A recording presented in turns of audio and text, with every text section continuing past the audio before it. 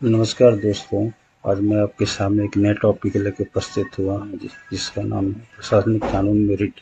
Ritz in administrative law.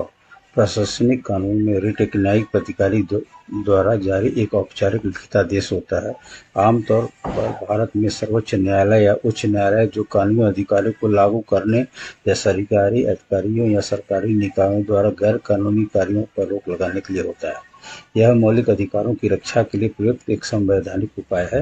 भारतीय संविधान का अनुच्छेद 32 सर्वोच्च न्यायालय द्वारा और अनुच्छेद 226 उच्च न्यायालयों द्वारा के तहत जारी किया जाता है।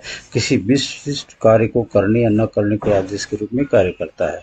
मुख्य रूप से रिट के प्रकार: एक, बंदी प्रत्यक्षीकरण writ, writ of habeas corpus. उत्प्रेषण रिट, रिट ऑफ सर्टियोररी। तीसरा, परम निषेध आदेश, रिट ऑफ प्रोहिबिशन।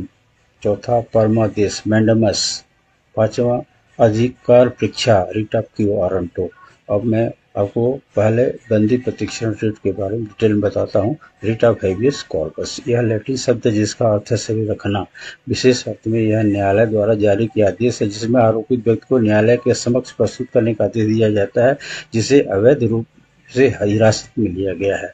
बंदी प्रेक्षण जारी करने के आधार: नंबर 1, जब किसी व्यक्ति को गलत तरीके से या अवैध रूप से हिरासत में लिया जाता है। दूसरा, यह कानून और संविधान द्वारा गारंटीकृत उसकी व्यक्तिगत स्वतंत्रता की रक्षा के लिए जारी किया जाता है। तीसरा, यदि गिरफ्तार व्यक्ति को उसकी स्वतंत्रता से वंचित किया जाता है तो यह उचित और न्यायसंगत नहीं है। उदाहरण: मेनका गांधी बनाम भारत संघ AIR 1978 में सर्वोच्च न्यायालय ने कहा था कि किसी व्यक्ति की स्वतंत्रता निष्पक्ष और उचित होगी जैसा कि संविधान के अनुच्छेद 21 के तहत प्रदान किया गया है।